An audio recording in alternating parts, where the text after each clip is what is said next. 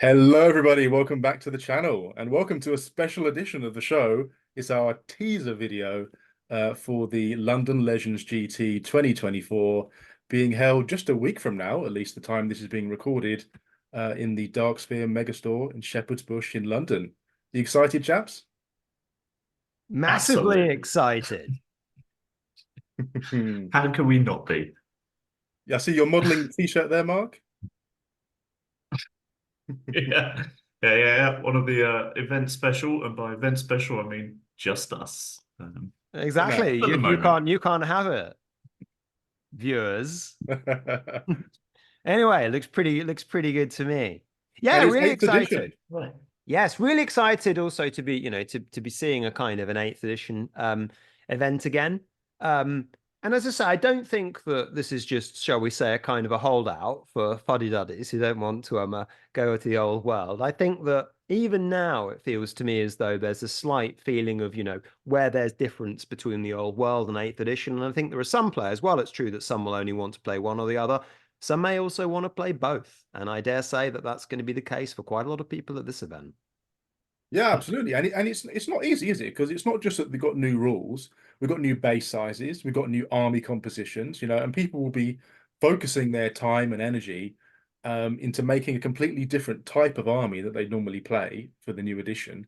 So it's great that so many people are coming back to play this game of eighth, or this weekend of eighth, I should say. And I wonder what the sort of consensus will be after everyone's chatted to everyone else about their thoughts on the new game as to whether they'll continue playing both games or perhaps they haven't even started playing the old world yet. Yeah, it will be really interesting to see that. I mean, I've always taken the view that I think that Warhammer is a kind of a family of editions. And, I don't really, in a sense, care that much about what edition people are playing so long as they're playing Warhammer. But, I think just feeling as though you have to only just play the kind of current one, seems to me to be fundamentally misconceived. And, if you can find people to play any old edition, even if you want to go back and play third ed, then, power to your arm as far as I'm concerned. But yeah, I am very interested to have those discussions with people about what they think about the old world and, where they see indeed even the future of 8th edition, this, curious sort of legacy edition as it now is. And, how they historicize it. I think you're right on that, and I think GW not supporting the game for many years has also helped that. It introduced me to not buying GW models, for instance. A lot of people have taken up old editions. I know we're playing both editions at the moment, just for Tau and Eighth. So I think that will continue, to be fair. I think Do you remember people's last year mindsets are not locked in. do you remember last year when they put on Darksphere put the TV up for us for the live stream? Yeah, And this was a lovely little touch. I mean, if for yeah, those who weren't there, our venue put up say live stream TV. Well, there was a model reveal. It was the Bretonian Paladin on foot and the Tomb Prince on foot, which I think at the time were the first It was their old world first, models that we had actually seen. wasn't it like the Warhammer event or something? Didn't they have that in Nottingham and it was shown off there or something? As far as I'm aware, these may have been the first ones, although I'm not quite sure on point of fact. There haven't been that many more of them since then, but never mind. It was Yeah, we it all was a stopped the little games just so we could all watch it. yeah, it was a nice little kind of moment there, actually. I think I was playing an army on the swing table there, and I think I actually didn't look that much at the screen because I was still thinking about how I could beat my opponent when he came back. But there you go. but everybody had big expectations for the game at that point in time, and nobody knew that there'd be legacy factions. And No.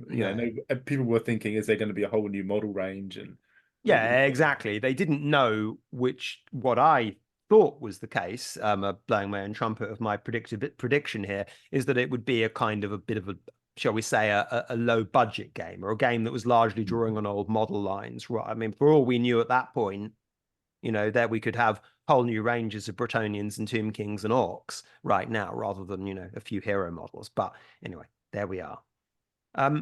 Right there, shall we then have a little look at our entrants here? We've got 36 entrants, I should say. That is about the same as last year. We have had a few dropouts towards the end, but not that many. We've still got 36 players, even for, 8th edition, right in the teeth of this, new game coming out, and I'm certainly really thrilled to see it as well supported as that. I mean, we only 2 down on last year, which I think, considering Tao's launch, is pretty damn good going. Yeah, it is. And I think it's remarkable actually that we've not remarkable because I think our event was really good last year and was really cool, but just the context. And a different range of armies this time. I mean, certainly the one that really screams out to me there is demons. 6 demon armies here.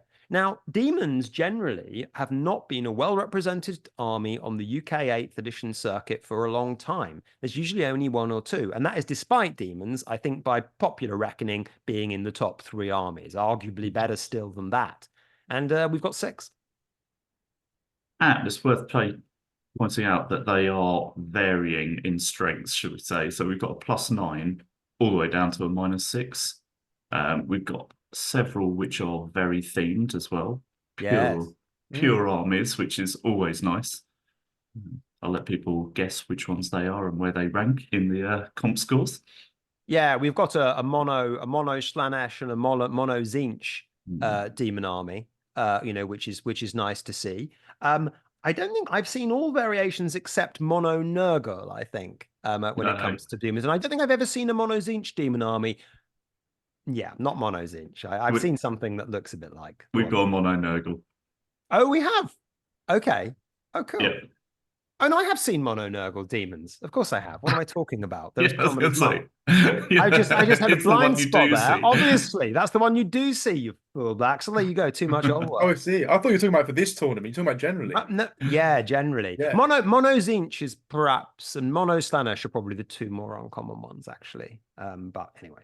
Well, I don't know. I think mono Slanesh I've seen a little bit. Well, Mono Nurgle because one guy uses them who has a very nicely painted army. Is that just Michael's army you've seen?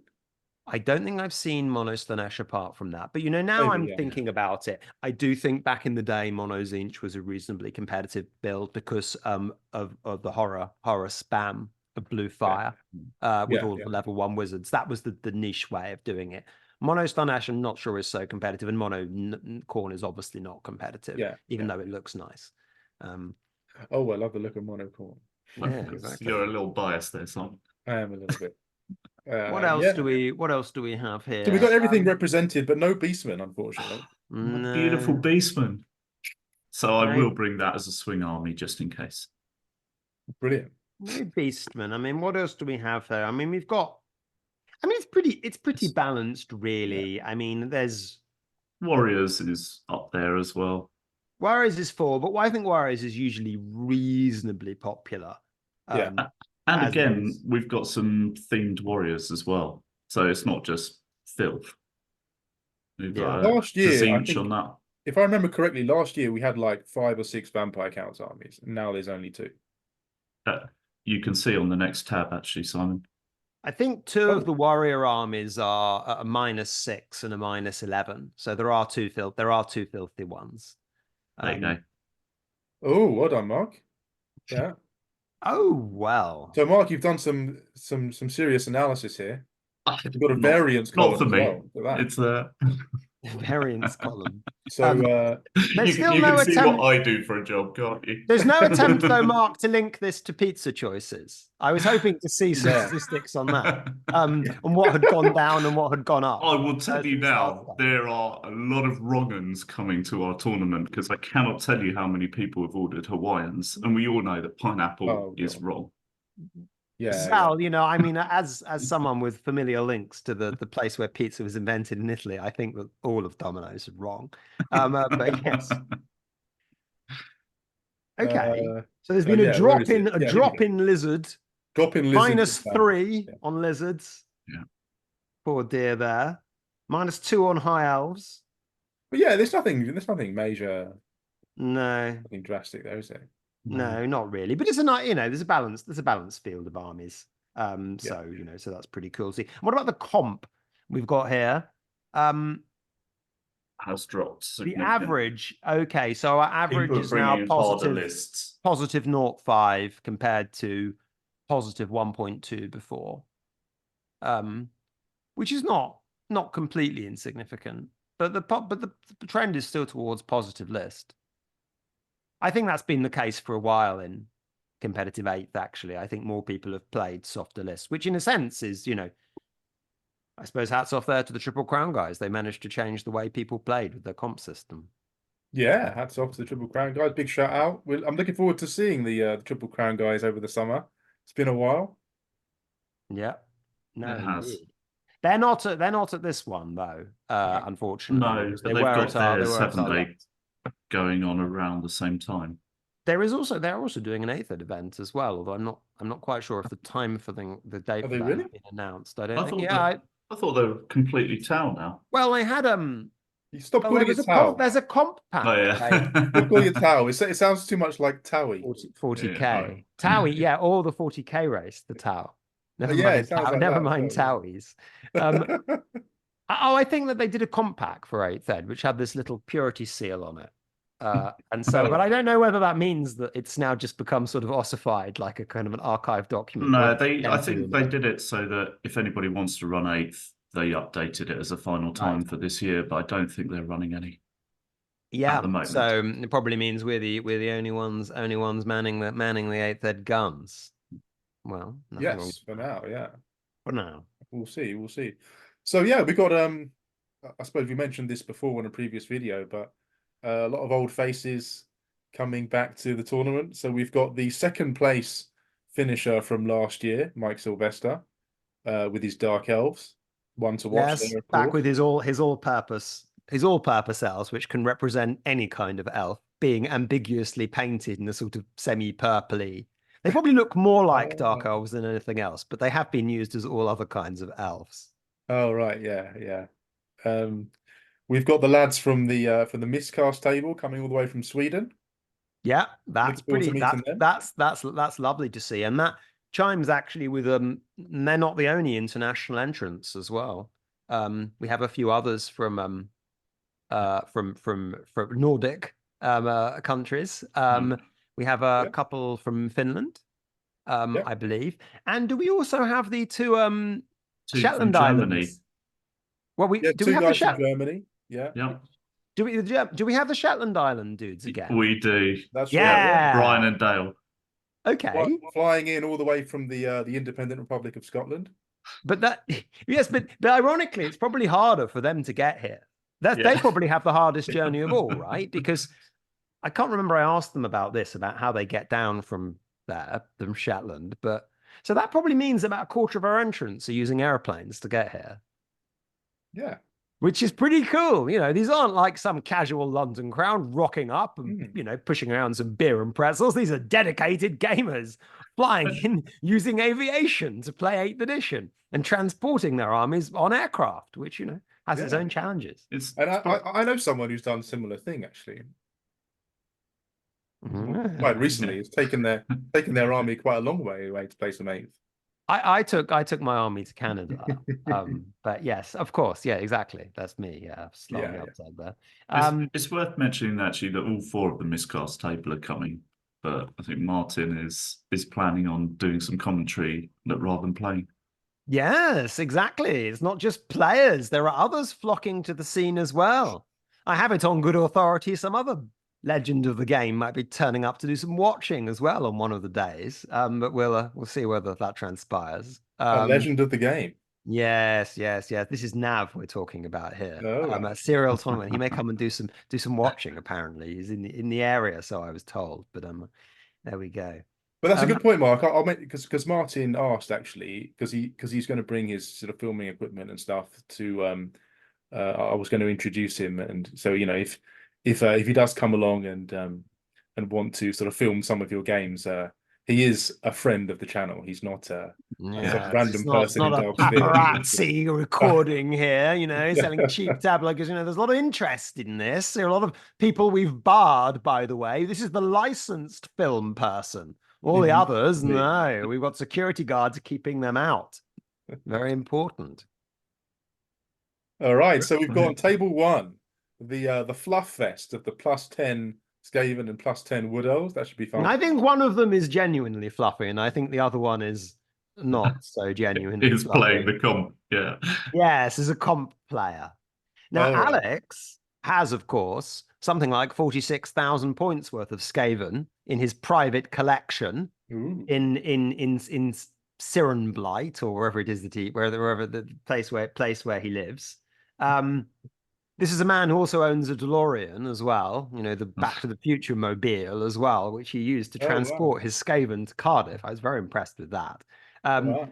But obviously, he can only bring a small contingent to a mere 2,500 point event. But yes, Skaven aren't. I don't think they're one of the more generously comped armies by the TC comp pack, and so the +10 Skaven list, you know, has obviously some pretty big weaknesses to get to +10 without any question. The +10 Wood Elf list, I think, is better. Let's put it that way. Yeah, I would agree on that. And I The actually think Skaven it's list quite. I is actually the think it's fluffiest. quite good. Actually, the Wood Elf list of +10. Oh, well, you're setting a high bar for Scott there. True enough, though, but I don't know. I mean, I think that Skaven are actually quite good against Wood Elves, though. Generally, I think that they're not a bad matchup. Yeah, they've got bodies to throw in that. Yeah, they've got bodies. They've got shooting of their own as well. So you know, it's not by any means an easy one. But that'll be a nice game to look at. Chalk and cheese there, of course. You know, you're going to have some very big blocks from the Skaven, and you know, not big blocks from the Wood Elves. Don't think anyone's Three really... of the demons armies with high comp values there on the top. +5 demons, +7 demons, +9 demons. Yeah. Some fluffy demons here. Yeah, two of the themed lists. Yeah, table 2, we've got Orcs and Goblins. Is Luke Bellamy the chap from Cellwork, Mark? He is, yes. Oh, okay. So this is I confess, due to my absence from the club in recent times, I've not met this guy. But this is a player who was, I think, played some old editions and is now, you know, kind of coming back, which is, you know, nice to see. Playing there, Michael Duff. I mean, you know, it's not really too much of us. I mean, you can work out pretty easily what he's going to be using if he's using demons. I think it's a pretty open secret what that might be. Yeah, it's nice that he's managed to get his army back off the TC guys. Yes, exactly. He's wrested it back from their control. On table 4, we've got Jake Chalky. Is that Chalky Senior or Junior? I will apologise. His name's spelt wrong there as well. There's no U on that. Well, it's pronounced Chalky anyway. Yeah. It's Junior. Yes, versus the pride of Birkenhead, James Wrightson, who had a horrible matchup at the first round last time against Mike Sylvester's filthy Dark Elves. Oh, right. Now he's got a dwarf list with 2 extra comp over him. I also tend to think that dwarves are not a bad matchup for warriors as well, actually, for the most part. Yes, I agree. Yeah. And then table 5, we've got Andre and Eric, neither of whom I have heard of before. I guess these are Andre is one of the miscast table. Yes. Yeah. Absolutely. Yes, it will be very interesting to see what the miscast, because I think the miscast dudes will probably say something about, you know, their experiences and stuff on the channel. So their channel, I mean. So I'll be interested to see how things kind of go from there. I know they've been to some like Swedish 8th ed events, which, you know, I think the game is okay, you know, in reasonable health in Sweden, but you know, now they're going here to a British one. I wonder what the relative standard they'll feel will be. I don't know. I know that the chap who often there's a couple of people on another channel, and I can't for the life of me remember what it's called, but they're also on the 8th edition for Life Forums who play in Sweden, and I think some of the lists which are played over there are quite strong. Is that the 10 Islands? Yeah, that's the one. Yeah. They I've watched some of their content recently. That they sometimes play some. Yeah, they're not afraid of getting. So they're always at the Swedish competitions. So yeah. Yeah. Oh, okay. So there's filth in Sweden. This is the Oh yes. Yeah. There's lots of Yeah. The first thing I saw like, you know, double single unicorn with the Bretonian list, and I thought, okay, all right. And Andre's up against Eriki. I'm sorry if I'm pronouncing your name wrong. Or maybe that's Eric in English. Maybe I'll call him Eric. His Dark Elves, which is not your sort of average cookie cutter Dark Elf list. It'd be quite interesting to see how that plays. Yeah. And then we've got Dale Clark, who is one of our Shetland Hmm. chaps. As I say, I did make some notes and things on these, although we're not going to be, we're taking closed lists fairly seriously here, in the element of surprise. I'm keeping all those virtue of the impetuous knights for the Bretonian players thoroughly hidden so they can get full gotcha value out of it. They may not have taken it, Luke. They may not. Well, that's exactly the point. That's also Yeah. great, because then the enemy will be terrified and think they've got it when they don't. No, I'm all in favor of. I think gotcha is underrated. It's been getting a bad name recently. Yeah. Yeah, so it is closed lists. Yeah. Yeah. So Dale Clark. Ah, yes. So last time, we won't say what he had last time. It's a dark elf list. Yes, you're right. I'm looking at my notes from that. It is a little bit. It's be careful to enemies of that list. It's got big weaknesses, but it's also got big strength as well. One false move and you'll be dead. But Like then all elf maybe, armies, though, isn't it? Yeah. Yeah, that's certainly true. But I think this one is even more, dancing on the razor blade than usual might be. We got David Chalkley as well, who's bringing his ogres. Yeah, last time I don't know what he's bringing this time. Last time he bought ogres big last time. Bull unit, I believe, last time. So I played David last time with my dwarves at the Swing Army, and I was it was quite a soft dwarf army. I think one of you was there at the time. I can't remember whether it was you, Luke, or Mark, but I remember firing a stone thrower at his iron guts, and I thought, well, I'll just put it on top of his level 4 slaughtermaster, right? And of course, he failed the lookout, sir. And this is quite early on in the game, and I was actually thinking, oh gosh, I hope I don't. You shouldn't have done that, because that was I just feel bad for doing. Did it kill him? I did, yeah. Yeah. Okay. You bastard. Yeah. I just felt like, damn, I thought, okay, you didn't want to do it. Exactly. You'd have bitten someone's hand off to get that in a more competitive game, but then you're just going and flatten Mr. Nice Guy really with his thing. Anyway, he ran a big unit of, say, bulls last time. And I will say, in fairness, his opponent ran a big unit of witch elves last time as well, because I gave that little thing away. Not that it's much. So yeah. And then there's Paul coming from Germany. Yeah. So I've found it really interesting. I recognize this name. I can't remember where though from. Maybe that's just me. I find it really interesting looking at some of the international competitors and seeing the differences in some of the choices they might take over what you'd expect from a UK person. And I don't know if that's just there's little thing, not giving anything away, but Paul's running something which I don't think I've ever seen in a competitive list before. And there's little differences like that you'll see, because you get kind of sucked into the same, I've seen this list, I've seen this list. So it's really nice to see all these people from overseas coming along and just switching it up a little bit. This is something, I mean, when I was in Canada and spoke also to the Americans, they had a different opinion about Skaven. They thought that Skaven were, top table. And so it is weird that, because you would imagine that, you're talking about kind of a dead game, and it's primarily overwhelming the English language, discourse about it. You would have thought that would have pushed everyone towards the same kind of meta, but some of it may just simply be what models people happen to have in different countries who are still playing. And so, it's interesting that there are maybe some national variations in there, despite what we might think. And you're absolutely right what you said earlier about the surprise factor, because often if something's not even very good, because it's not taken, people just don't know what it does, and then that just gives you the upper hand. I mean, I remember when I took my Demons of Khorne to a tournament once, and 4 out of 5 of my opponents didn't really know what Fleshhounds did in 8th edition. They didn't know they had 2 wounds. They didn't know they had magic res, and I just managed to surprise my opponent in 4 out of 5 games. Yeah, exactly. Yeah, I mean, I think there are some even more extreme examples of that, of course. Like there's the Impetuous Knight, I think. I think the thing is that's now more, I think it's better known than it was. But clearly there are some more extreme things. His opponent, Max Moeller, he's been around at a few tournaments. in the last year or so. I've not played him, and I don't know him, but he's been around a bit. Empire versus Dark Elves there, reasonable, reasonable. I don't quite know who it is advantaged there. Probably the elves, but then high elves is advantaged against most things.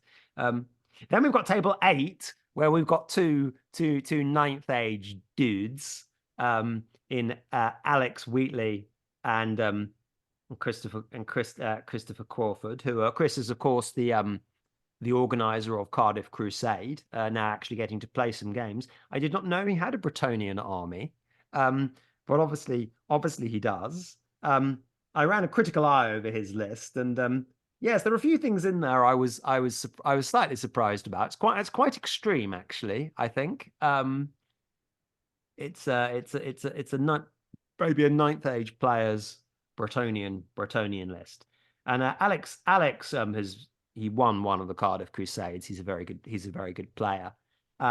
He often plays Demons of Khorne. I mean, it has nothing. He may or may not have this, of course, but Alex has a tattoo of a certain named personage, Lord of Change. Recently, he got on a fairly prominent part of his anatomy.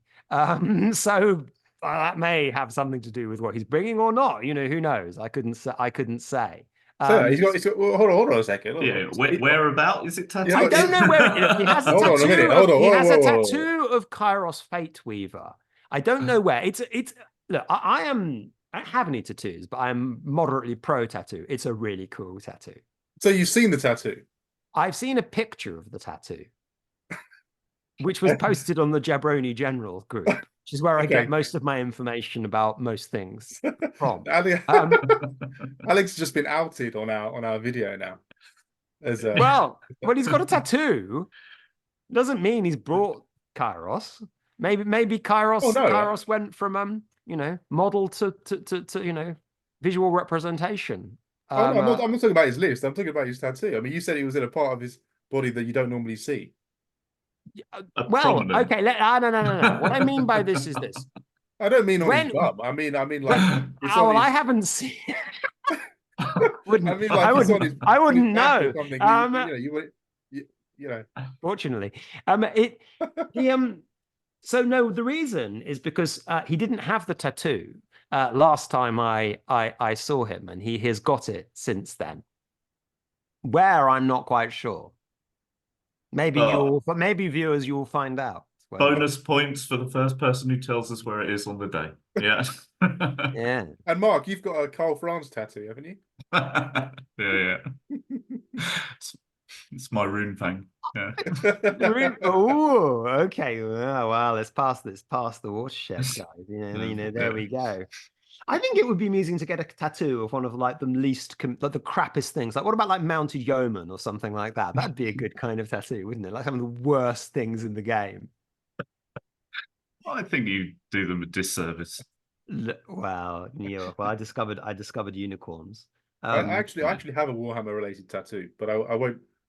I'll keep you guessing as to what it might be. Maybe I'll show you a picture at some point.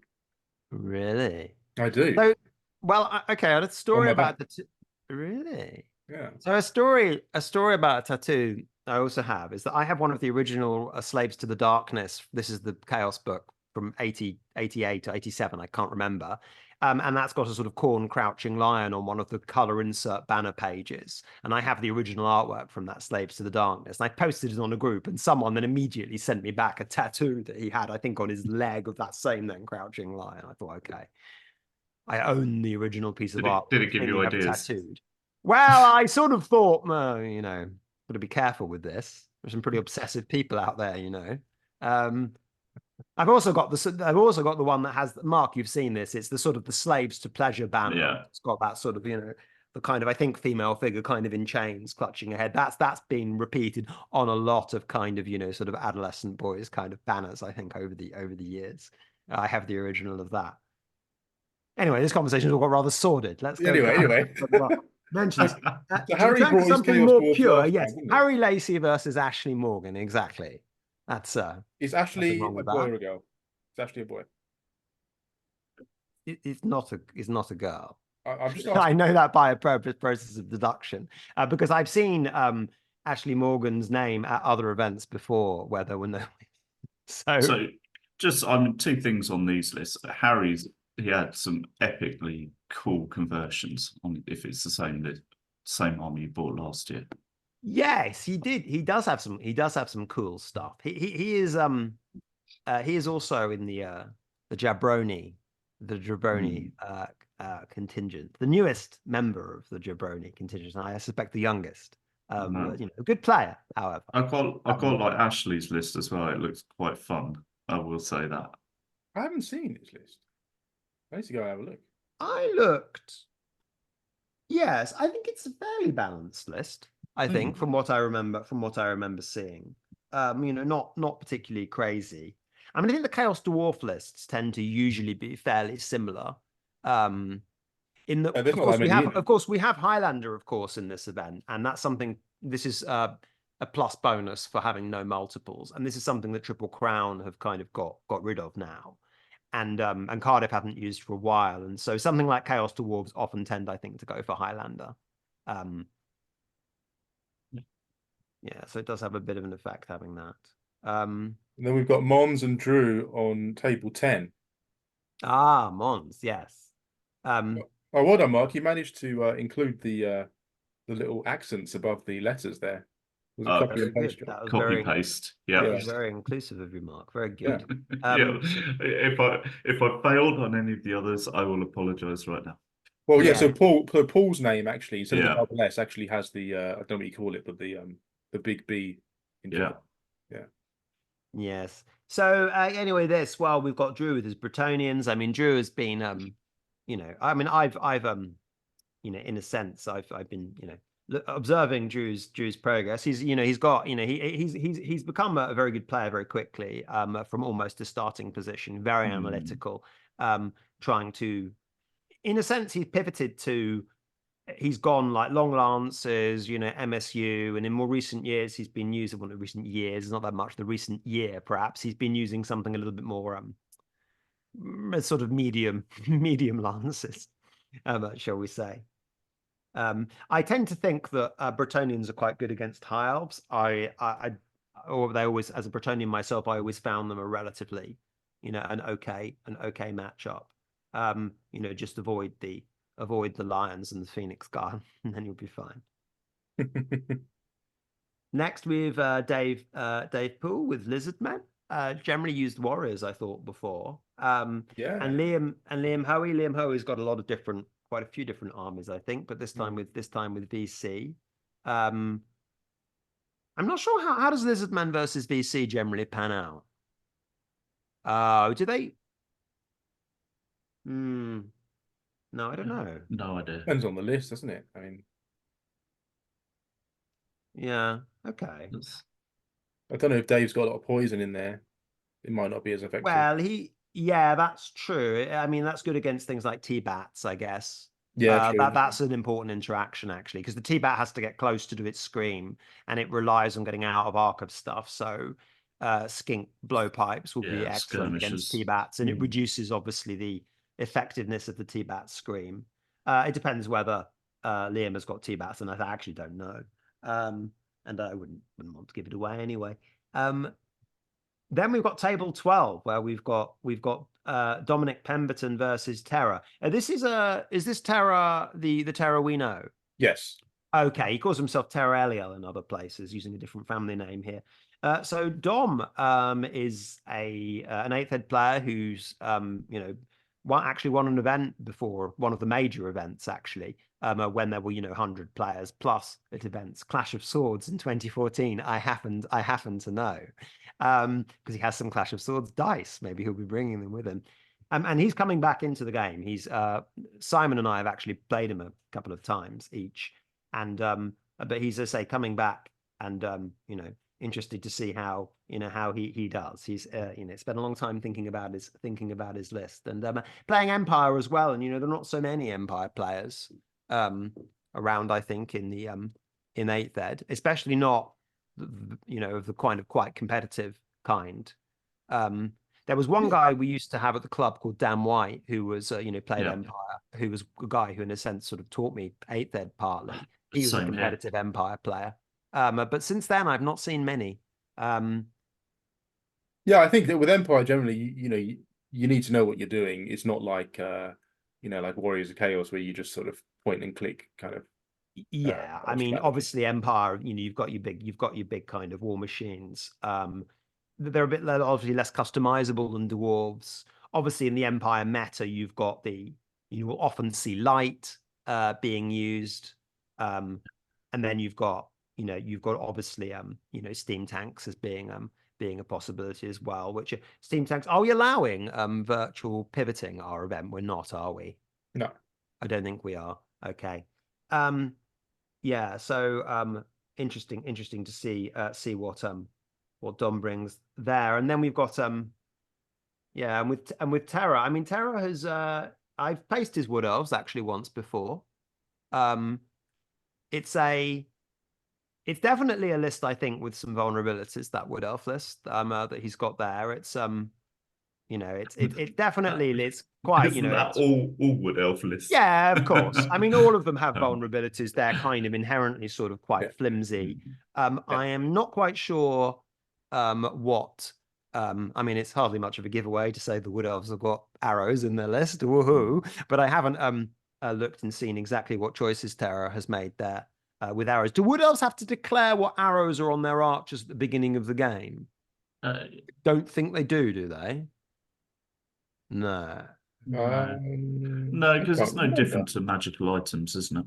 Right, exactly. Like so they magical don't have to. So exactly. So they not have to declare what your poison is if you've got it, or your you're kind of flaming there. I But mean, first turn you'll find out as soon as you shoot the arrows. Yes, but yeah, I mean, everyone I've played in Wood Elves has always told me at the beginning anyway. Yeah, but it's hardly giving away much to say there's a bit of shooting there on both sides. So I'll be interested to see how that goes. Ogre's listed men on the next table. I don't know Richard, so he's coming from Germany as well, I believe. Yeah, he's coming over with Paul, I think. Yes. Adam, of course, I faced with the Swing Army last year and got utterly smashed. But Adam is the notorious I can't remember whether he has a 3D printer or not, but let's put it like this: he has the ability to create armies very quickly, and according to what is in comp packs. And lizards, I have not seen him play with these before, but I assume this lizard has come from the spawning pools of the of wherever he gets the stuff from. Yes, I've looked at the list, and it's actually a really interesting list. I think. I was going to say that. I think it's one of the best here in terms of interesting. I think it's good. I think if it works in the way that I think it does, which I'm not going to reveal what that thing is, it could be pretty. I think it might be quite disgusting. To put it mildly, it is -2, but it ain't bad. No, I think that's a list to watch, shall we say? Yeah, I think ogres generally probably is not a great matchup against lizard men, is it? Because they've not got a lot of armor, or many of the things haven't. And lizards generally with mobility, you would imagine, would be able to, get out. You'd be able to avoid an ogre list, I would think, reasonably well with lizard men. It depends. If you've got a lot of infantry in your lizard list, then that might not go so well. Yeah, ogres are pretty fast. They are. I mean, also though, I generally find infantry and lizard men infantry can be a little bit, it's a little bit suboptimal really against what most people tend to bring. Yeah, so interesting. And then we've got moving on there, we've got Jim Allen versus Oliver Mather. I know both these players. So Jim is VC till the end. I've never seen him play anything other than VC. He's really, really committed to it. He believe he came at the Cardiff event that I won. I think he came second, I believe. Cool. So he's pretty good, and he's he's got a nasty list. Ollie, his opponent is a 9th age player, coming from Cardiff, actually. Very analytical player. very much thinks in a ninth age kind of a way. Ninth age players I generally find a bit less good at building the lists, a bit more reluctant to take real gambles in the game, but very, very strategic, don't really make mistakes, are very good at some of the core kind of mechanics, like they do things like double flee, all the time. And they've got that aspect of moving the pieces around where I think they're probably better. Did you say he's coming from Cardiff? Yeah, so Okay, he cool. and Chris will both be coming from Cardiff, Cool. where they are. They've got a little community out there, and in Cardiff, Yeah. players that play at Farstorm, so they'll be coming. That should be quite a good game. I've seen on his list as well. Obviously they've both got reasonable minuses on there, so make of that what you will. Mark Bedwell versus Sean Morrison. Mark Bedwell he usually plays with Warriors, right? He's very into very into that. His list is pretty cool as well. Like, yeah, I think I'm looking forward to seeing that army. Yeah, I've seen him play a quite themed list before. Actually, I'm not sure if this one is. Sean, Sean, we don't know much about, at the moment, but we know he's -5. I mean, a -5 Skaven list is probably pretty putrid, right? I mean, it probably is going to have all the nonsense you imagine. So we don't know what's in there. I don't know. Yeah. Storm. Are we allowing Storm Fiends? No. Okay, well, we can't have Storm Fiends then. Yeah. So there you go. He's managed to get to -5 without Storm Fiends, which must be quite impressive.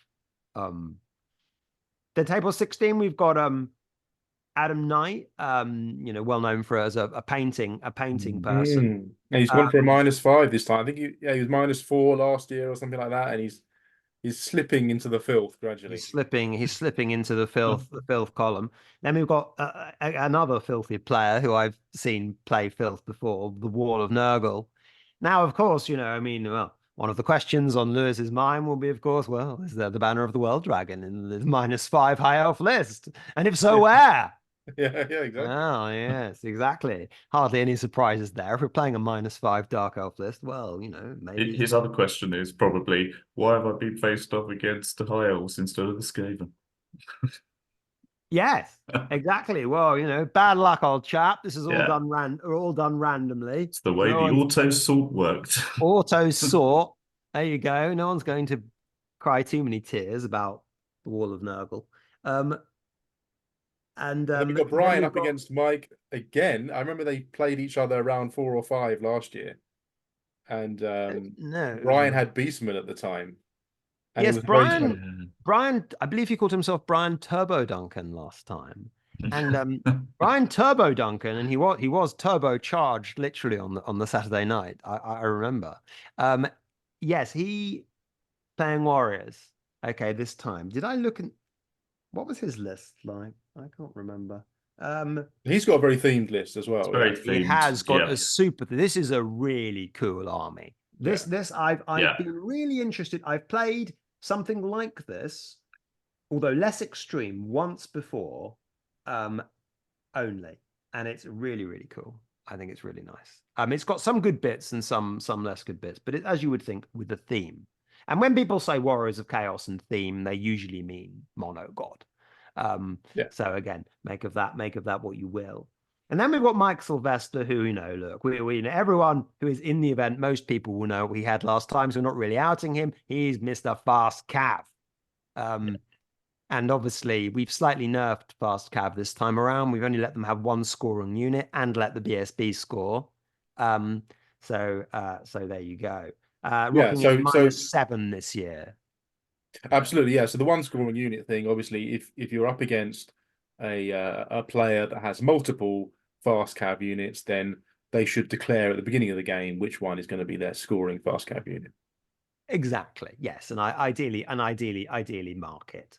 Yeah. So I'm sure Mike will be being the first to do this. But if he doesn't, you can throw the book at him and say, "You tell me which one that is." And you're making up later any of this nonsense. Yeah. So I imagine you've been talking to them a fair bit. Oh, Luke. yes. Mike has to be gunning for that first place this year. Well, especially especially because with Warren not being there. and Melvin Campbell also not there as well, who had one of the other hard counters to what he generally brings.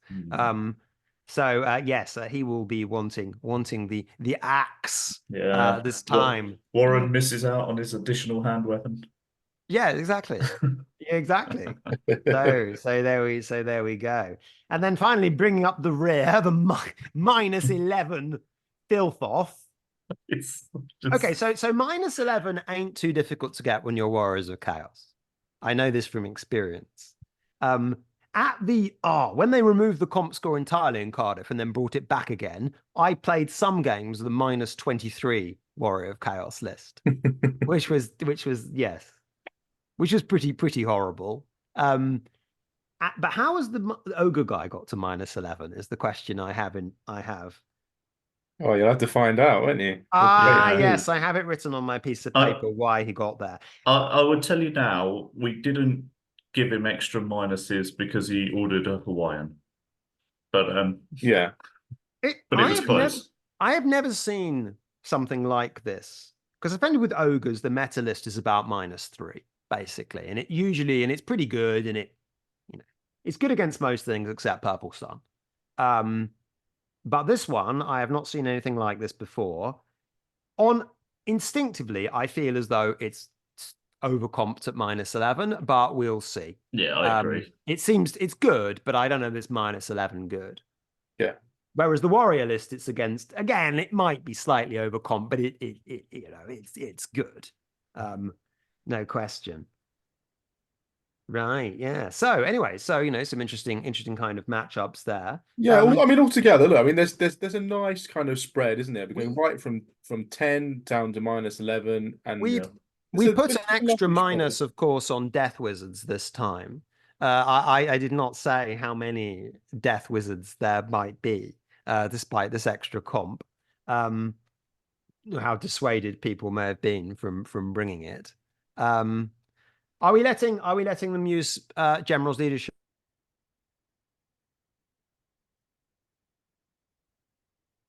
I lost you there, Luke. All right, we'll wait till Luke gets back. In which case, I think it is. It is then. It is. So if you're playing Spirit Leech, you're facing it. Contrary to what it says on the card, in direct contravention of that, you can use your Spirit Leech, General's leadership on Spirit Leech, if you're casting it or resisting it, even though it doesn't say that on the card.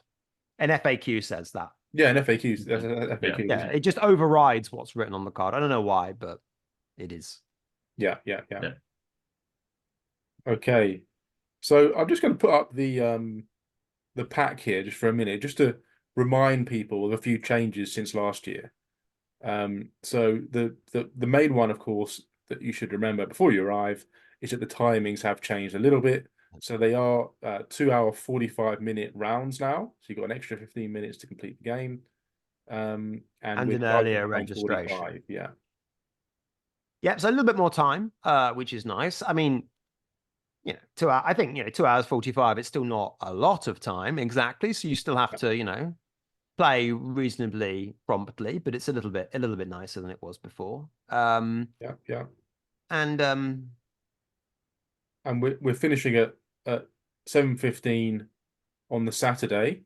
Worth saying as well, I've booked a table for some food and drinks at a pub called the Bull, which is a short walk away from the venue. You can look it up on the map, sort of towards Westfield Shopping Centre.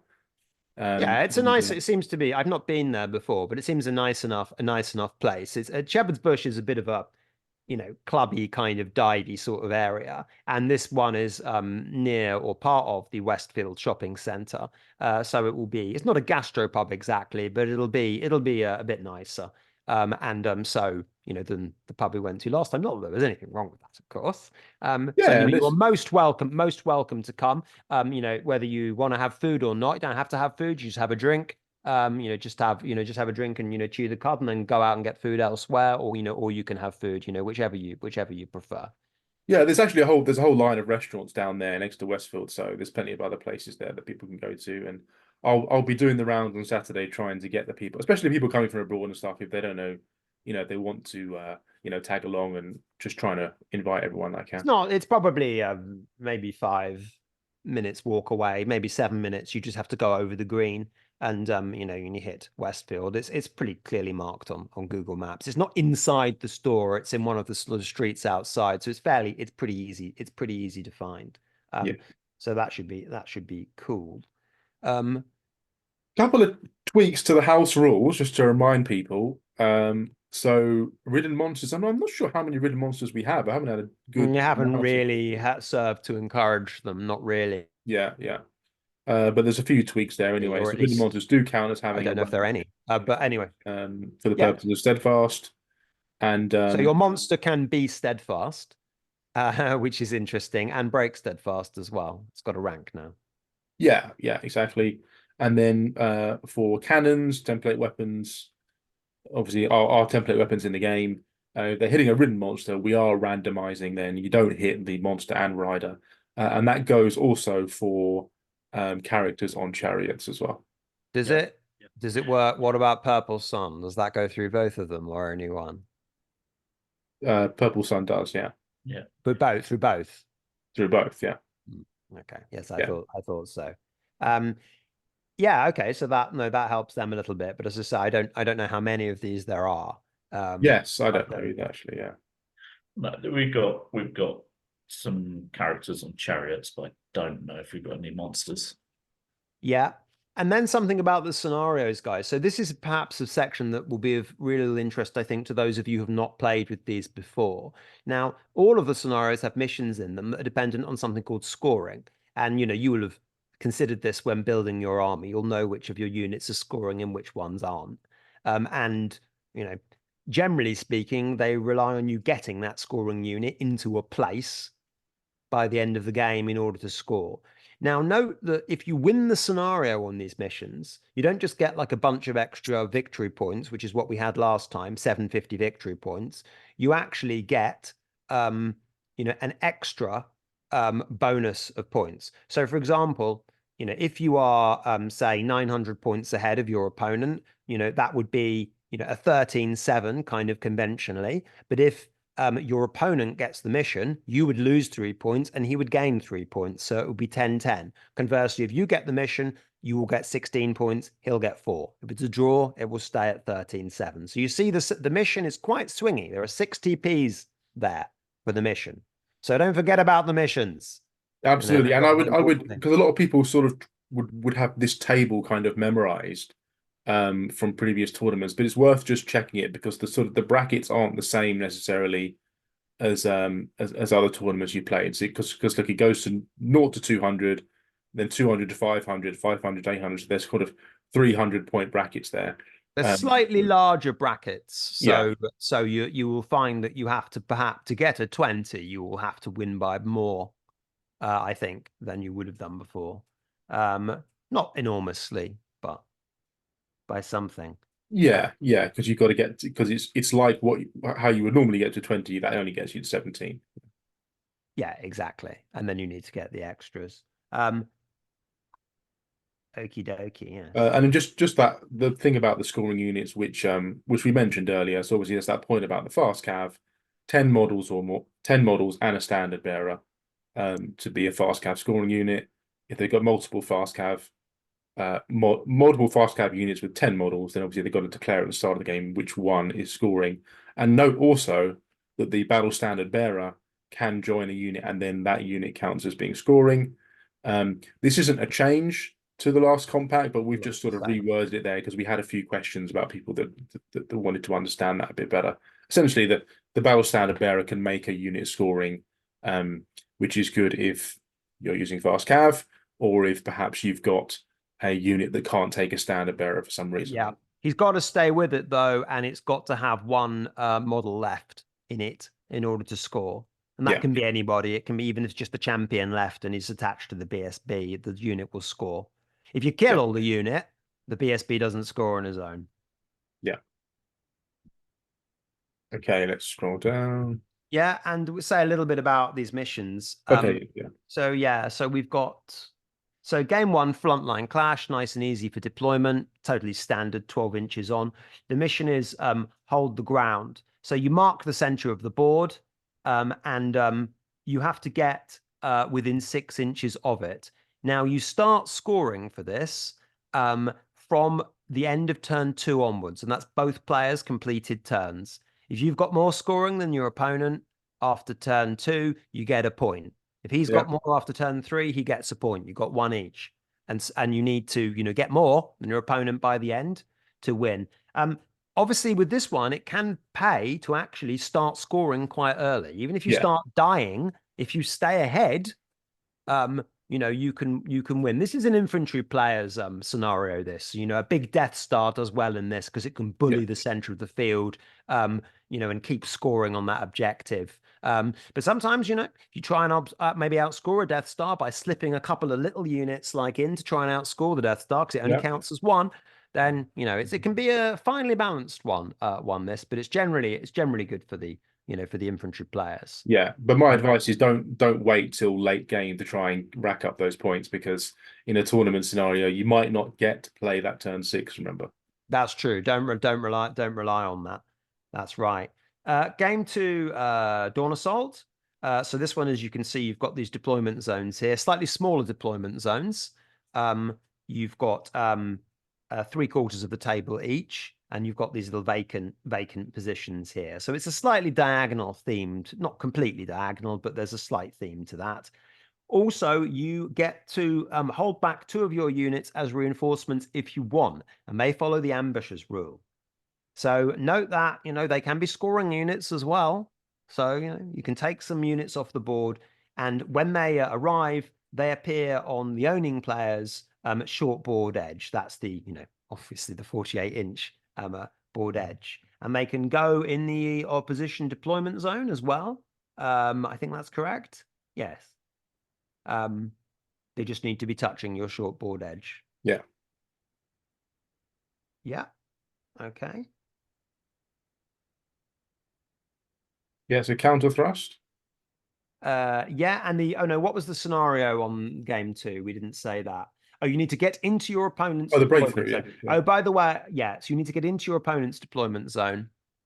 Actually, it's your play. Oh, sorry, it's your short edge, which means that you can't. So if you're the player there on the bottom there with the light pink box, you'll be able to put those ambushers on the side to the right of that, not on the side to the left. That's your short edge. The other one is his short edge. I said that wrong initially. Anyway, you need to get into the opponent's deployment zone at the end of the game with your scoring units. And obviously, if you've got more, then you win. Game 3, counter thrust. So counter thrust here, you have a slightly larger deployment zone than normal initially. But if you put a model on, opponents can't come within 20 inches of that model. So note that there can be sometimes an argument here. If you win the roll for dropping first, often you let your opponent drop first if you're not worried about the first turn bonus. There's an argument for going and putting a piece on first, because it means you can push your opponent back by putting a piece forwards, if you want to, of course. And the mission is desecrate the holy ground. During this, you have to pick a terrain feature that isn't impassable, that is not fully inside your opponent's deployment zone. And a player captures an opposition terrain piece, and you have to pick the ones that your opponent needs to capture if you have a piece of scoring unit in it. And yeah, you just need one model in it. That's all to get it for scoring. And so you've got one of those each, in other words. So you need to be thinking about taking the piece of terrain that your opponent has marked for you to score with, and also trying to defend the one that you've marked for him to score with. And so probably, bit of attack and defense. Probably goes without saying that if the board's not quite right, you might have to just shift a terrain piece around to allow you to do. You might have to jiggle the terrain about. We'll try and set them up perfectly, but they do sometimes move during play. So just to clarify the wording though, it says that's not fully inside their deployment zone, there being your own deployment zone, right? Both players choose terrain piece that isn't fully no, it's inside their deployment zone. So you can't pick one. You can pick one that's in your deployment zone, but not that is in your opponent's one. That's I'm my reading, reading. That's my reading of that. Is that right? I'm reading it the other way, that you can choose a terrain feature that isn't impassable and is not fully inside both players. It's not fully inside their deployment zone. So Yeah. not fully inside your own deployment zone. Yes, but the thing is, if I'm playing you, I'm picking the one that you capture. Yeah. So I'm not allowed to pick. Okay, no, I agree with you. Apologies Yeah. for the lack of clarity. I can't pick one that's fully inside my deployment zone. It could be half inside your deployment zone. Yeah, I mean, I can pick one that's inside Simon's deployment zone if I want to, but I'd have to be quite, well, mad to do that because I'd just Yeah. be giving it to him. Yeah. Yep. So you both do that, and you have to capture it. Okay. Encircle. Oh, yeah. So Yeah. this is the attacker defender scenario.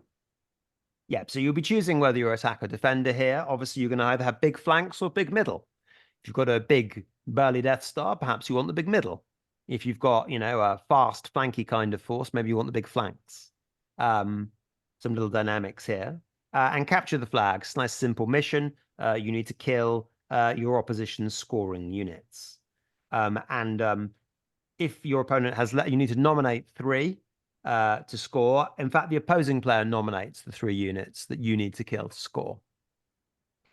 Unless they don't have 3, and then you can choose. Then you can choose any unit.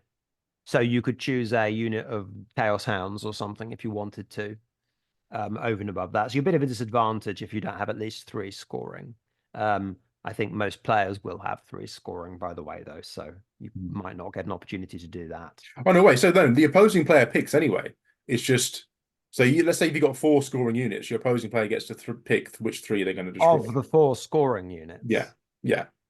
Yes. But if you don't have those units, you can then pick other units in the army, was what I meant to say. The refused flank, this is the tape measure breaking one, where you, which everyone hates. It makes for quite good games, but I hate setting it up. It does look cool, though. It does look cool when you set it up. Yes. You're close to each other here, only 18 inches, so be careful if you're against, something that flies. You can turn one charge there, potentially, so be careful. Secure target. So this is where we have... is it both players place 1 marker on the battlefield line? And where do they put these? With its center point, there's more than 12 inches away from the deployment zone, at least a third of the longboard edge from the point of the other marker. So you don't have to put them in the deployment zone. Is that right, or do you? No, you do. I think. More than 12 inches away from their deployment zone. Yeah. So it's got to be further away to get to. Yes, there have sometimes been variations on these scenarios in different compacts, by the way, guys. This is why I'm kind of slightly confused. There are also 9th age missions as well, these sometimes seen some variations, but there are 2 markers. One player gets to place either, and they have to be at least 24 inches away from each other. Is that correct? Yeah. Okay, cool. And you need to have units on top of them that score, and you can outscore your opponent as well, like in the hold the center one. But this happens at the end of the game, though. Note, it doesn't score from turn 2 onwards like mission 1. Yeah. So those are the scenarios. So if you've not played them before, do just familiarize yourself and then talk through how you're understanding the scenario with your opponent. Some of them are a little bit, they're not complicated exactly, but they do require some refreshing. Yeah, those are all the changes, I think. Yes, those are indeed all the changes. And it will be a very very exciting event. And I'm certainly looking forward to seeing how who picks up the axe. Will our second place Jabroni pick up the axe this time, or will it go to some newcomer? Or maybe some old newcomer. Maybe it'll go internationally. Maybe someone will have to take the axe on an aeroplane. That's not going to work. Oh, no. That's going to put it in the baggage, guys. Yeah, that would be interesting, won't it? That's true, actually. There might be some issues with that. If someone, yes, if I say one of our overseas contingent manages to manages to, maybe they'll have to go back to the Shetland Islands on a train or something, or on a boat to bypass the weapon restrictions. I know, right? Um, Yeah, yeah. yeah, that'd get you into some. I mean, it's bad enough taking toy soldiers through the airport, let alone an axe. Yeah, well, you want to hold your toy soldiers all the way, don't you? But the axe, I Yes. suppose, you put it in your luggage. But then again, even that, you can get into trouble. I don't know. The axe is not the only prize as well. There are other prizes as well. There are some very nice trophies. We've been sponsored as well. Is it worth mentioning that? Yeah, we Yeah. didn't have a sponsorship last time. We've got Yeah. some very special square-based prizes, so to speak, from which Simon has in his possession. Yeah, we've got some giveaways for all the attendees from warfactor.eu. For those of you who are looking for a rebasing solution in order to play both games, they're particularly good if you want to play both games because these adapters just snap on and off the bases very easily. And you don't have to sort of model it to your army. It's just very, very customizable, very flexible. I think it's the way. I think the way forwards, the way of existing with one foot in both worlds, so to Yeah, speak. yeah. And there, War Factor EU, maybe they're onto a winner there.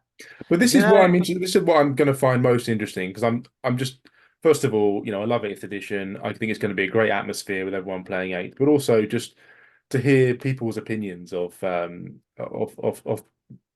the old world now for what 4 months or whatever, and just are they seeing the game progress in a way that it will replace what we're doing this weekend, or is it something that is going to have to evolve in a different way, whether it's being comped or having the rules tweaked, whatever, before it can replace eighth in a tournament setting? two separate but fascinating related questions. I mean, certainly my own view, on the old world is certainly that it is not a tournament game to anything like the same extent that 8th edition was. I don't think they put that much priority into that. Whereas in 8th edition, when the rules were being created, I think they did. They made something that even after all those years was not really ever truly broken, and a final meta never really did emerge. And that's one of the great things about 8th edition. I'm not sure the same can be said necessarily for old world, and that's to say nothing about how good a game it is for kind of casual play, or how interesting it might be in other kind of contexts. But who knows? I mean, as I say, I've got my view on it, but I am but one person, so I'll be interested to see what the rest of these guys think of it. I mean, of course, if 8th edition is going to continue, it's going to be with you guys coming to this tournament most likely, as part of the people who will keep it flying. So if you want us to evolve and hang out with the cool kids and go all Tau, so to speak, then yeah, and let us know. We might ignore you or not, as the case may be. But yeah, if you like, sticking your head in the sand, and going back to ye olde day, then yeah, let us know.